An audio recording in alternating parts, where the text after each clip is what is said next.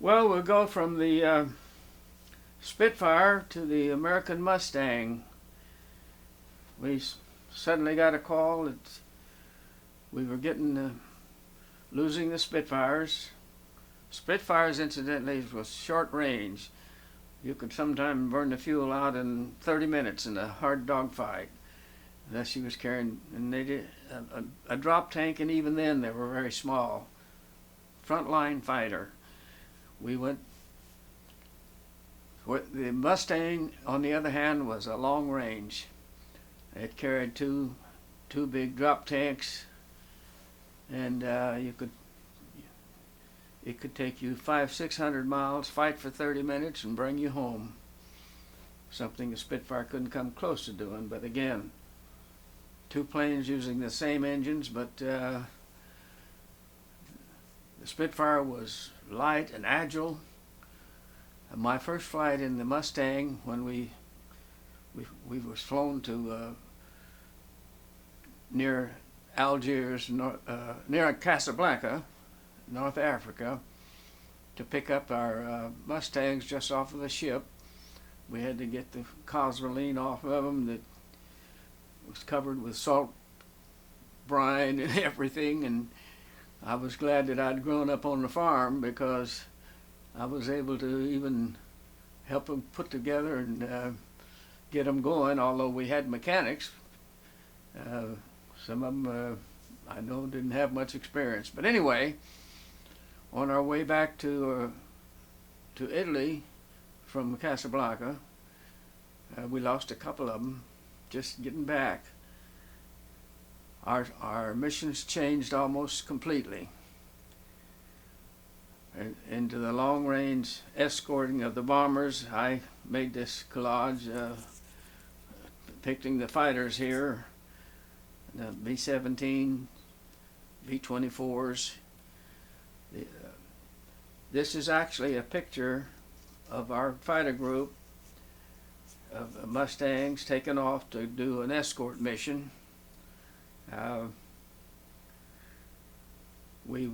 Sometimes we would do fighter cover. We'd go to the target and just stay above them, and then the bombers, could fly for hours and hours, but the fighters couldn't stay that long.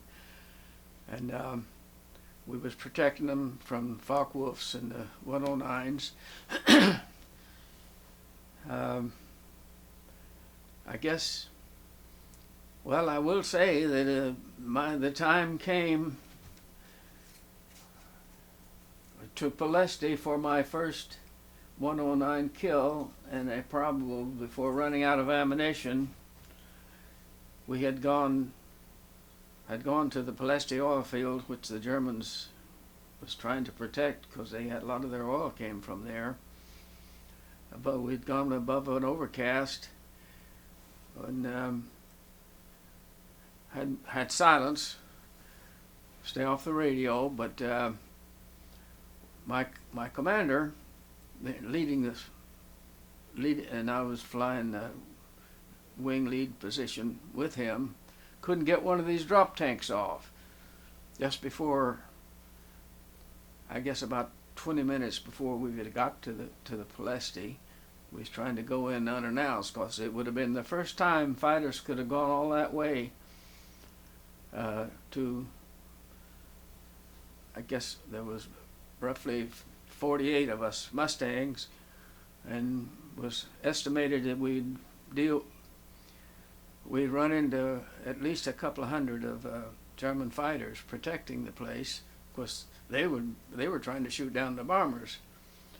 But anyway, when my lead couldn't get the tank off at the altitude, we were above 40,000 feet, where the air is so thin, and his planes would just pull to the direction of the tank, and we were slowly losing altitude, trying to get down, either get the tank off if possible, or get down in a lower altitude where we could head home. And he asked me to stay with him, with my wingman. There was 4 of us at that time.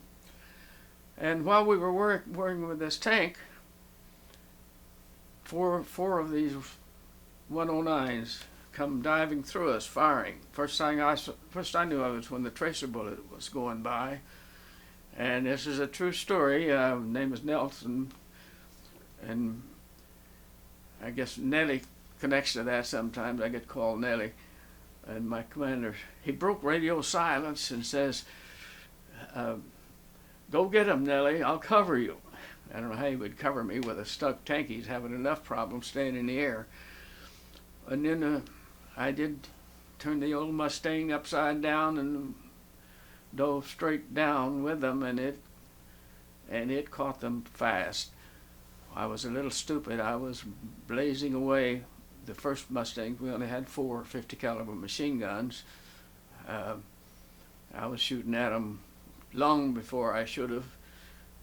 But finally I quietened down. But pretty soon I heard my commander say, dealing with his stuck tank, say, "Hey Nellie, where in the hell are you?" I thought it actually happened. I don't know if it comes across like a little humor or something. But anyway, my wingman, I don't know if he stayed with me. I think he probably did. But anyway, I finally got one of the 109s, and then I started on another one and got him to smoking. And I knew I was running out of ammunition, or I'd burned up my gun barrels, because you can't just hold the trigger down on those.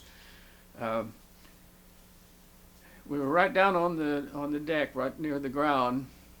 I'm right on the tail of this 109, and the engine is smoking quite bad. It wasn't on fire. It was just putting out some heavy smoke. And I tried to figure out what to do. And all of a sudden I can see that we're coming into the Ploesti Oil Fields, because the flak was plenty high where the fight was going on there. And I knew from my tracer bullets, well, I could tell that I was running out of guns or ammunition. And I got right in the best position you could get in. I was still thinking pretty strong at that time. And I pulled the trigger. One tracer bullet went gyrating like a corkscrew out around, and I was out of guns. I thought several ways of how to bring him down. I could have, but with a tip in the wing or whatever, because the pilot had just given up. He wasn't trying. His speed was slowing down. But I thought it was time I got the heck out of there.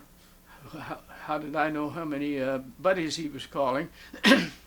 I did pull up beside him and give him a nice Hollywood-type salute and head on back home. I wanted to tell that story.